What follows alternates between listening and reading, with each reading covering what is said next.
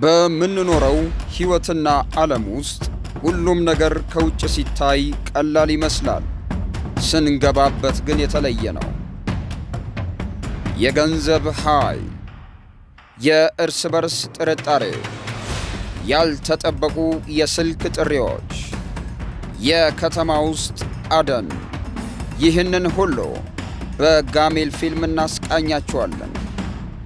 ውድ የጋሜል ፊልም ቤተሰቦች ቻናላችንን ላይክ፣ ሰብስክራይብ እያደረጋችሁ አብራችሁን እንድትቆዩ በአክብሮት ጋበዝን። መልካም ቆይታ። የዛሬው ታሪካችን እንዲህ ሲል ይጀምራል።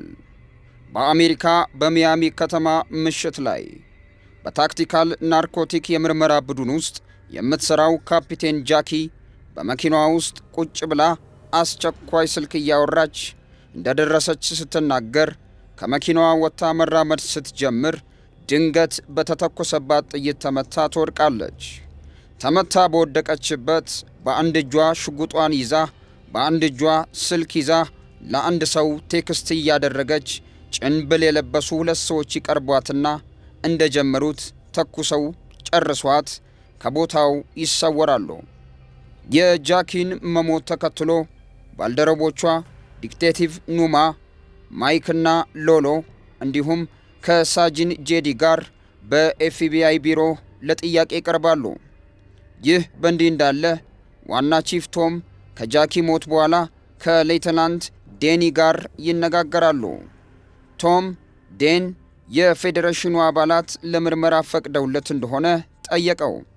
ዴንም በውጥረት ውስጥ ሆኖ እንዳልተፈቀደለት መለሰለት።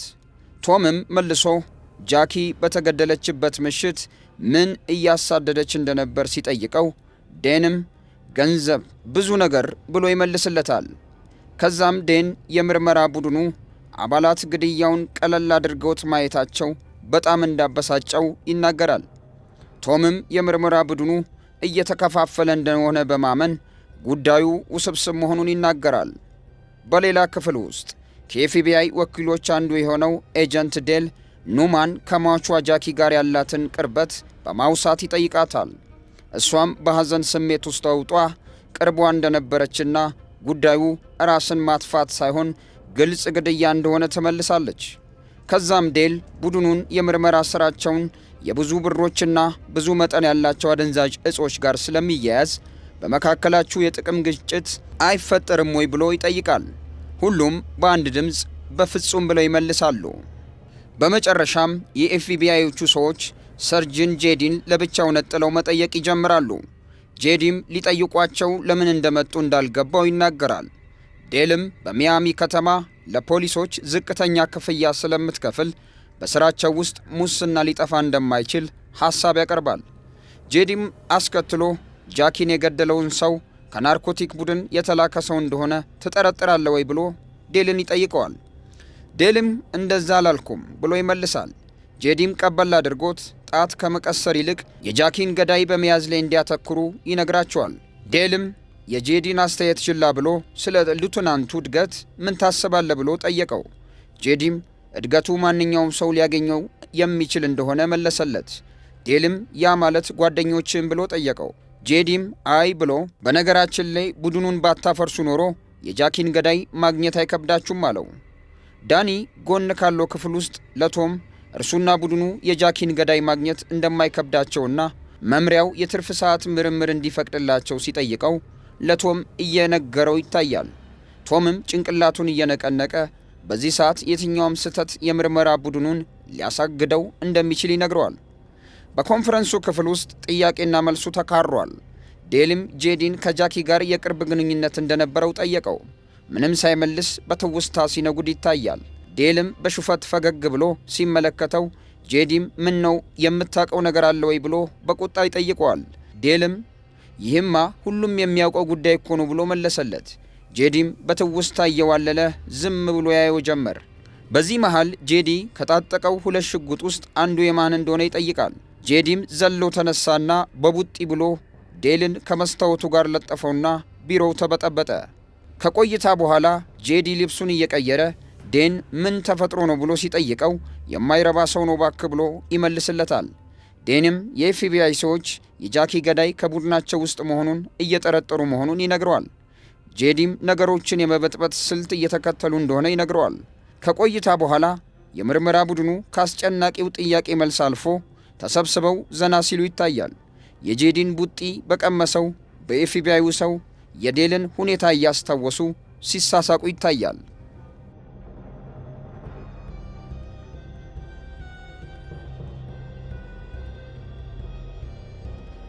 በጨዋታቸውም መሃል የተጭበረበሩ ገንዘቦች ስለሚቀመጡባቸው ቦታዎች እየተነጋገሩ እያለ ዴን በስልኩ ላይ የተለየ ቴክስት እያየ በቴክስቱ ላይ የቦታ ስምና የገንዘብ መጠን ተጽፎ ይታያል። ከዛም የስልኩን ፕሮፋይል የሆነውን የልጁን ፎቶ እያየ ሲተክዝና ሲያዝን እንመለከታለን። ወዲያው የዲኤኤ አባላት በመሳሪያ በታጨቀው የጦር መኪና ቡድኑን ወዳለበት ይደርሳሉ። የዲኤኤ አባል የሆኑት ኒክ እና ዲዮ ሌሎቹንም ቡድኖች ሰላም ብለው ይደባለቃሉ። ኑማም የፌዴራሉ መንግስት የጃኪን ገዳይ ከማግኘት ይልቅ ቡድናቸውን በማዋከብና በማደናገር ስህተት ፈልጎ ማፍረስ ላይ ትኩረት እንዳደረገ ትናገራለች። ዲዮም በመስማማት ቡድናችን ቢፈርስ ኖሮ ብዙ እስሮች ይበዙ እንደነበር ይጠቁማል። በዚህ ቅጽበት ዴን ለብቻው ከነበረበት ወደ ውጭ ይወጣል። ሰላም ይላቸውና ስለተላከለት የቦታ ስምና የተከማቸ የብር መጠን ጉዳይ ያወራቸዋል። ሎሎም የሥራ ፈቃዳቸው ሊያልቅ እንደሆነና ይህ ማለት በትርፍ ሰዓት ልንሰራ ነው ወይ በማለት ትጠይቃለች። ዴንም በጀት በመቀነሱ ምክንያት የትርፍ ሰዓት እንደማይከፈላቸው ይመልስላታል። ሎሎም ለሥራቸው መቀላጠፍ አነፍናፊ ውሻ መጠቀም እንዳለባቸው ሐሳብ ታቀርብና ሁሉም ይስማማሉ። መንቀሳቀስ ሲጀምሩም ኑማም ዴንን ተከትላ የገንዘቡን መጠን ስንት እንደሆነ ትጠይቀዋለች።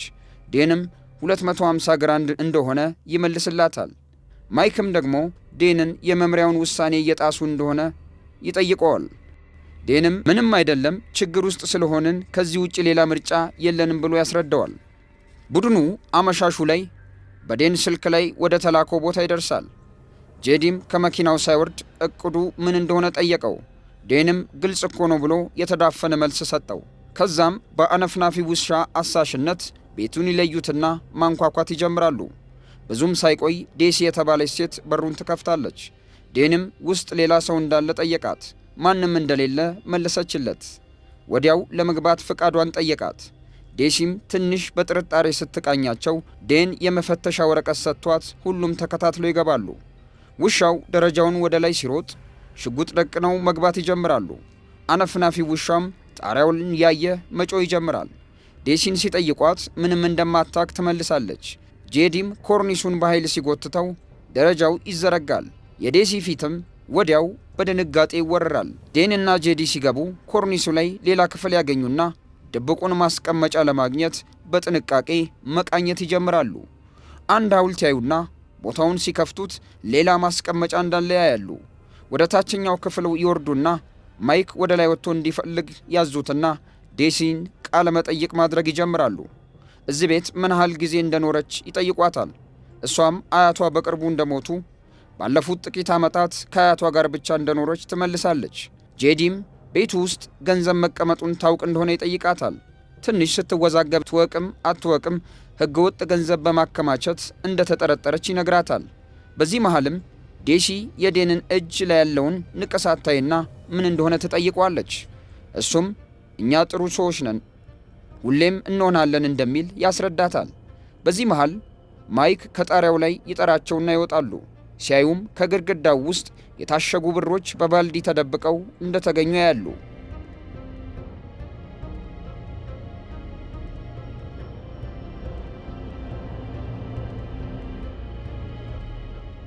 ከዛም ዴን እላያቸው ላይ ያለውን መጠን ያይና በስልኩ ከተላከለት መልእክት መጠን የሚቀር ብር እንዳለ ይረዳል።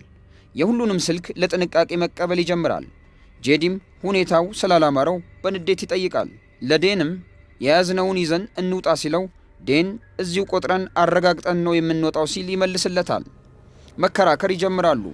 ጄዲም ጃኪ ከመገደሏ በፊት በምርመራ ስራቸው ላይ እንደዚህ አይነት የመጠን ልዩነት ሊኖር እንደሚችል እንደነገረችውና አሁኑኑ ፈጥነው ብሩን ይዘው መውጣት እንዳለባቸው ይናገራል። በዚህ መሃል ሎሎ ልጆቿ ጋር ቤት ደውላ እንደማትመጣ መናገር እንዳለባት ስልኳን እንዲሰጣት ዴንን ትጠይቀዋለች። ዴንም በቁጣ አይሆንም ብሎ ይመልስላታል። ክርክሩ ይቀጥልና ዴሲ በመሃል አቋርጣቸው ስህተት እየሰሩ እንደሆነና የፈለጉትን ገንዘብ ይዘው የባሰ ሁኔታ ሳይፈጠር እንዲወጡ ምክር ቢጤ ጠብ ታደርጋለች። ወዲያው ማይክ ከኮርኒሱ አንገቱን አውጥቶ ቦታው ላይ ፖሊስ እንደመጣ ይነግራቸውና ዴንና ጄዲ በፍጹም ራስ መተማመን መውጣት ይጀምራሉ። ወጥተውም ፖሊሶቹን መርማሪ መሆናቸውና ስራ ላይ እንደሆኑ ያስረዷቸውና ፖሊሶቹ ይሄዳሉ። አንዱ ፖሊስ ግን እየሄዱ በጥርጣሬ ያያቸዋል። ዴንና ጄዲም ተመልሰው ሊመጡ እንደሚችሉ ይነጋገራሉ። ቀጥሎም ቡድኑ ጄሲን ከወንበር ጋር በካቴና ያስራትና ወደ ቤቱ ግራውንድ ብሩን ይዘው ወርደው መቁጠር ሲጀምሩ ማይክ አደጋ ውስጥ እየገቡ እንደሆነ እንዳሳሰበው ለነሎሎ ይነግራቸዋል። ኑማም ዴን አለቃቸው እንደሆነና የእርሱን ውሳኔ መቀበል ግዴታቸው እንደሆነ ትናገራለች። ይህኔ ዴንና ጄዲም ወደ ግራውንዱ ይገባሉ። ዴን ቅድም ስልኩን እንዳትደውል ባለመፍቀዱ ሎሎን ይቅርታ ይጠይቃታል። ከዛም ዴን አንድ የታሸገ ብር ያነሳና 250 የሚል ጽሑፍ ካለበት እንዳይቆጥሩት ከሌለበት ግን እንዲቆጥሩት ለሎሎና ለኑማ መመሪያ ያስተላልፋል። ማይክም ከቤቱ ውጭ ሆኖ ለአለቃው በድብቅ የጽሑፍ መልእክት ይልካል። ከዛም ዴን ጄሲን ሲጠይቃት አንድ ሰው ደውሎ በሰዓታት ውስጥ ቤቱን ለቃ እንድትወጣ እንዳስጠነቀቃት ትነግረዋለች። ስለ ጄሲም እየመረመሩ እያለ የቤቱ ስልክ ያቃጭላል። ጄዲ ሲያነሳውም በ30 ደቂቃ ውስጥ ያገኙትን $150,000 ይዘው ከቤቱ እንዲወጡ የሚያስጠነቅቅ ድምፅ ይሰማል።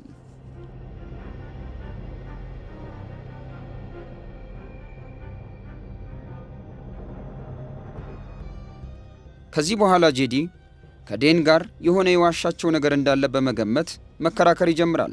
ዴንን እያመነው እንዳልሆነ ጄዲ በቁጣ ይናገራል። ዴንም ከክርክሩ በኋላ ደግሞ ያን መከረኛ ቴክስት መመልከት ይጀምራል። ግራውንድ በቆጠራ ላይ ሎሎ አንድ ጥራዝ ታነሳና ይህ ብቻ ሕይወቷን ሊቀይር እንደሚችል ትናገራለች። ይህ በእንዲህ እንዳለ ጄዲ ያለበትን ሁኔታና በዴን ላይ ያለውን ጥርጣሬ በሌላ የምርመራ ስራ ላይ ካለ ጓደኛው ጋር በስልክ ሲነጋገር ይታያል። ጓደኛው ይህ ጉዳይ ከጃኪ ሞት ጋር ሊገናኝ እንደሚችል በኤፍቢአይ አባላቶች ምንም መስማት እንደሌለባቸውና ዴንን በጥንቃቄ እንዲከታተለው እያወራው ዴን በስልኩ ላይ የልጁን ፎቶ ሲመለከት ይታያል። ጄዲ ስልኩን አውርቶ እንደጨረሰ ውጭ ላይ ከማይክ ጋር ስለ አካባቢው በጥርጣሬ እየተነጋገሩ መብራት ቦግ ብልጭ የሚልበትን ቤት ያዩና ጄዲ መጣው አይቼ ብሎ ወደ ቤቱ ያመራል። ማይክ ወደ ነበሩበት ቤት ሲመለስም ከአለቃው የጽሑፍ መልእክት ይደርሰዋል። ማይክም ቤት ገብቶ ዴሲን በምስጢር ስለጎደለው ብር ሊያወራት ሲሞክር ዴን ወደ ክፍሉ ይገባና ጄዲ የት እንደሄደ ማይክን ሲጠይቀው አንድ አጠራጣሪ ቤት አይቶ ሊያረጋግጥ እንደሄደ ይነግረውና አብረው ጄዲ ወደ ሄደበት ቤት ያመራሉ። በዚህ ጊዜም ስልኩ በድጋሚ ጠራና ኑማ ታነሳዋለች። አሁንም በድጋሚ በ10 ደቂቃ ውስጥ ቤቱን ለቀው እንዲወጡ የሚያስጠነቅቅ ድምፅ ትሰማለች። ይህ በእንዲህ እንዳለ ማይክና ዴን ወደ ቤቱ እየተጓዙ ማይክ ጄዲ የገባበትን ቤት ለዴን ይጠቁመዋል። ማይክ ጄዲን እንዳላመነው ለዴን ሲነግረው ዴን ሳቅ ይላል። ከዛም ማይክ ቤቱን አሳይቶት ሲመለስ በማያውቀው ቁጥር ዴን ብሩን ሊሰርቃቸው እንደሆነና በፍጥነት ይዘው እንዲሸሹ የጽሑፍ መልእክት ይደርሰዋል። ማይክ ወደ ቤቱ ግራውንድ ይመለስና እነ ሎሎን ገንዘብ ለመቁጠር እርዳታ የሚያስፈልጋቸው ከሆነ ይጠይቃቸዋል። ችግር የለውም ይሉታል። ዴን ተመልሶ ሲገባ ስልክ ተደውሎ በ10 ደቂቃ ውስጥ ውጡ እንደተባሉ ይነግሩታል። ልክ ይህን እንደነገሩት ድንገት መብራቱ ይጠፋና የጦፈ ቶክስ ይዘንብባቸዋል።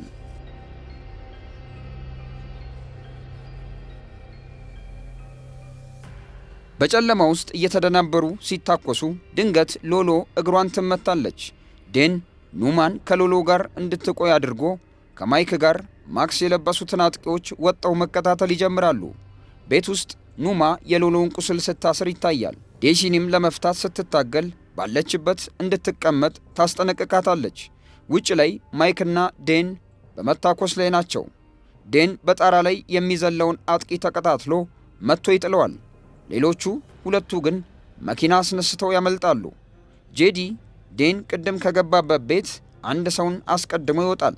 ሰውየው የምርመራ ቡድን አባል እንደሆነ ይነግራቸዋል። ሰውየውም ለአለቃው ደውሎ ዴንና ጄዲን በቪዲዮ ኮል ያገናኛቸዋል። አለቃውም ለተፈጸመባቸው ጥቃት የነሱ ግሩፕ ተጠያቂ እንዳልሆነ አስረዳው። አክሎም በገንዘቡ ጉዳይ ምንም ፍላጎት እንደሌላቸው ጥርጥር እንዳይገባቸው ነገራቸው። ጄዲም ለጃኪ ሞት ተጠያቂ የሱ ግሩፕ እንደሆነ በቀጥታ ይጠይቀዋል። ማይክ ከሩቅ ሆኖ ያያቸው ነበር።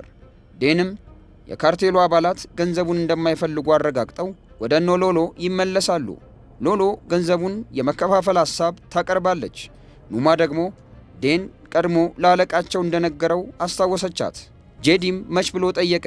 ዴንም መጀመሪያ ስለ ቤቱ እንዳሳወቀ ተናገረ። ጄዲም ከጓደኛው ባገኘው መረጃ መሰረት የክራይም ስቶፐር ቲፕ እንደሌለ በመግለጽ ስለ ብሩ መረጃ እንዳልታወቀ ተናገረ። ይህኔ ዴን ገንዘቡን መከፋፈል የሚለው ሐሳብ ላይ ተስማማ። ዴን የጃኪን ምክትል እንደነበረ አስታወሳቸውና ስለዚህ ጉዳይ ግን ምንም መረጃ እንደሌለው በመናገር ጥቃቱን ግን ጄዲ እንዳቀነባበረው የተሰማውን አፈረጠ። ፖሊሶቹ ከወጡ በኋላም ነገሮች እንደተዘበራረቁ ጠቆማቸው። ዴን ጄዲ ለ30 ደቂቃ ጠፍቶ ከታጠቀው የካርቴል አባል ጋር በመምጣቱ እንዳልተዋጠለት ተናገረ። በስልክ ያወሩት ኃላፊም ሁኔታው እንዳልጣመው አከለ። ይህኔ ጄዲ በንዴት ገነፈለና ቡጢ መቃመስ ይጀምራሉ።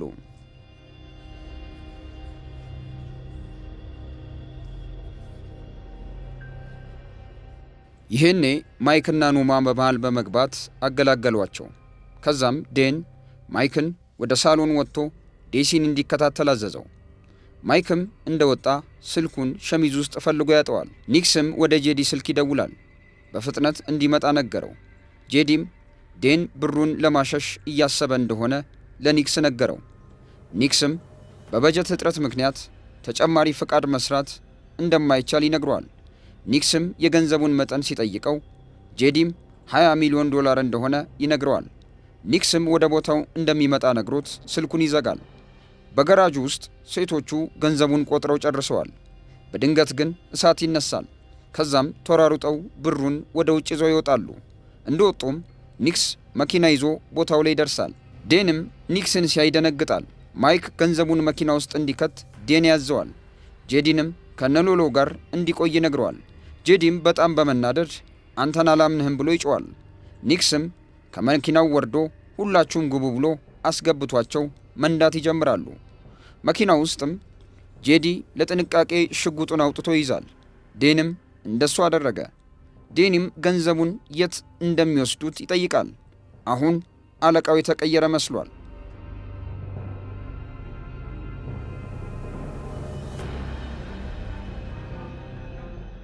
የመርማሪ ቡድኖቹ ሆስፒታሉ አካባቢ ደርሷል ሲል ኒክስ መለሰ። ጄዲም በስልኩ መልእክቱን እየጻፈ ነው። ኒክስም ለማን እንደሚጽፍ ጠየቀው። ጄዲም የመሰባሰቢያ ቦታውን በተመለከተ ለዋናው ኃላፊ የቦታ አቅጣጫ እንደላከለት ይመልሳል። አይ አልመሰለኝም ሲል ማይክ ጣልቃ ይገባል። አለቃው ስለ ስራው እንደሚያውቅ ነገር ግን የገንዘቡን መጠን እንደማያውቅ ያስረዳል። ዴንም በቁጣ ያን አንተ እንዴት አወክ ብሎ ማይክ ላይ ይጮሃል። ማይክ አልመለሰም። ዴንም መልሶ የሴራው ምንጭ አንተ ነህ እንዴ ብሎ ደግሞ ይጠይቀዋል። ማይክም ዴሲ ስለ ገንዘቡ መጠን እንደነገረችው ያረጋግጣል። ዴን $50,000 ብቻ ሪፖርት እንዳደረገና የቀረው ገንዘብ ከሎሎና ከሉማ ጋር ለመከፋፈል እንዳቀደ ማይክ ያፈርጣል። ዴንም እንዳልተናደደ በማስመሰል ፈገግ አለና በምልሰት ዴሲና ዴን ሲነጋገሩ ለማይክ ሁሉንም ነገር እንደነገረችው ስታስረዳው ይታያል። መጀመሪያ ላይም ማይክ ዴንን ስለ መጠኑ ሲጠይቀው በምልሰት ያስቀኙናል። ጄዲ በንዴት የዴንን ንግግር ያቋርጠውና ቅድም በስልክ ያናገርከው ሰው ዴን ሪፖርት ካደረገው መጠን ጋር ተመሳሳይ ቁጥር እንደተናገረ ለሁሉም ያስታውሳል። በቅድሙ ግርግርም የማይክን ስልክ እንደወሰደና የተጻጻፈውን እንዳየ ሁለቱ ላይም ጥርጣሬ እንዳለው ጄዲ በንዴት ይናገራል። ዴንም ፖሊሶቹን የጠራው ጥቃቱን ያቀነባበረውና የእሳቱን ቃጠሎ ያስነሳው ማይክ እንደሆነ ይናገራል። ማይክም ውሸት ነው ብሎ ይመልሳል። በፍላሽባክ ጄዲ ሽጉጡን ደቅኖ ዴን መሆኑን ሲያውቅ ሲያወርድ እናያለን። ዴንም ጃኪ በሞተችበት ምሽት ከማያውቀው ሰው የደረሰው ቴክስት እንደሆነ ለጄዲ ሲነግረው እናስተውላለን። ዴንም ጃኪን ማን እንደገደለው ለማወቅ ሙሉ ድራማውን እንዳቀናበረ ሲያስረዳውና እንደ ዋሻ ሲናገር ጄዲም ማን ይሆን ብሎ ሲጠይቀው ዛሬ ማታ እናውቀዋለን ብሎ ዴን ሲመልስለት ይታያል። ትዕይንታችን ወደ መኪና ውስጥ ይመለስና ዴን የሁሉም ነገር ጠንሳሽ ማይክ እንደሆነ ሲናገር ይታያል። ነገር ግን ከማን ጋር እንደሰራ አጥብቆ ይጠይቀዋል። ጄዲ ወደ ኒክስ በመዞር ሬዲዮዎቹ የት እንዳሉና ብዙ ገንዘብ ወደ ሚያሚ እያዘዋወሩ ስለሆነ በመገናኛ ራዲዮ እንዳይያዙ ይጠይቀዋል። ኒክስም ፍቃድ ለማግኘት እንዳልቻለ ይናገራል። ጄዲም የብሩን መጠን ደግሞ ይጠይቃል። ኒክስም ዴን እንዳጭበረበራቸው ይናገራል። ዴንም ምንም ተንኮል እንዳላሰበ ይመልስላቸዋል። ማይክ ስልኩን መልሶ እንዲሰጠው ይጠይቃል። ተቀብሎም ይደውላል። ወዲያው የኒክስ መከላከያ ልብስ ውስጥ ያለው ስልክ መጮህ ይጀምራል። ኒክስም ወዲያው ሽጉጡን መዞ ማይክ ላይ ይተኩሳል። ሹፌሩም ጄዲና ዴን ላይ ለመተኮስ ሲሞክር ጄዲ መሳሪያውን ይዞ መልሶ ይገለዋል። ነገር ግን ኒክስ ሽጉጡን ይዞ ጄዲና ዴኒን እንደ ታጋች ማዘዝ ይጀምራል። የሹፌሩንም አስከሬን መንገድ ላይ አውጥተው እንዲጥሉት ያዛቸዋል። በዚህ መሃል ጄዲ ጃኪን የገደልከው አንተ ነህ ብሎ ኒክስን ይጠይቋል። ኒክስም በአዎንታ ይመልሳል። በፍላሽባክ ኒክስና ማይክ ጃኪን ሲገድሉ ይታያል። በዚህ መሃል የጄዲ ስልክ ይጠራል። ኒክስም አንሳውና ላውድ አድርገው ይለዋል። የወንድሙም ድምፅ ይሰማል። መኪናቸውን እንዳየው ይናገራል። ጄዲ ቀደም ብሎ አቅጣጫውን ለወንድሙ ልኮለት ነበር። ኒክስም ጄዲንና ዴንን በዚህ ገንዘብ ሕይወታቸውን እንዲቀይሩ ማስማማት ይጀምራል። በዚህ መሃል ማይክ ከወደቀበት ቀና ብሎ የጨዋታውን ማስጀመሪያ ተኩስ ይተኩሳል። ማይክና ኒክስ ወርደው መሸሽ ይጀምራሉ። ጄዲ ኒክስን፣ ዴን ደግሞ ማይክን መከታተል ይጀምራሉ። ኒክስ የሚነዳው መኪናም ከማሳለጫው ላይ ወድቃ ትከሰከሳለች። በወደቀበት ኒክስ ቦርሳውን ሲያይ ጄዲ ቀይሮበት ቦርሳው ባዶ እንደሆነ ያያል። ጄዲም ደርሶ ኒክስን የጃኪን በቀል እያሰበ ተኩሶ ሲገድለው እናያለን። ይህ በእንዲህ እንዳለ ዴን እና ማይክ ረግረግ ቦታ ላይ እየታገሉ ይታያል። ዴንም እጁን በካቴና አስሮ ማይክን በቁጥጥር ስር ሲያውለው ይታያል። በመጨረሻም ቡድኑ 20,265,480 ዶላር ለኤፍቢአይ በሰላም ሲያስረክብ ይታያል። ዴሲ ሚስጥራዊ መረጃ በመስጠቷ 4 ሚሊዮን ዶላር ትሸለማለች። ጄዲም ወንድሙን ቢሮ ውስጥ ስለመተው ይቅርታ ይጠይቀዋል። ጄሲ ዴንን አመስግና ማይክ ሁሉን እንደተናገረ ታውቂያለሽ ይላታል። አዎ ብላ ትመልሳለች። በሞተችው ጃኪ ምክንያት አግኝቻለሁ ትለዋለች። እንደገናም ንቅሳቱን ስታይ በዚህ ጊዜ ዴን ትርጉሙን ያብራራላታል። ልጁ የጠየቀውን የመጨረሻ ጥያቄ ይህ ነበር። እኛ ጥሩ ሰዎች ነን? በ10 ዓመቱ በካንሰር ከመሞቱ በፊት እኔም መልሱን እንዲህ ብዬ ሰጠሁት አለ ዴን። አዎን ነን፣ ሁልጊዜም እንሆናለን። ይህን ከተናገረ በኋላ ጄዲና ዴን እየታዩ የፊልሙ ማብቂያ ይሆናል። እስካሁን ከኛ ጋር አብረውን ስለቆዩ እናመሰግናለን። ጋሜል ፊልም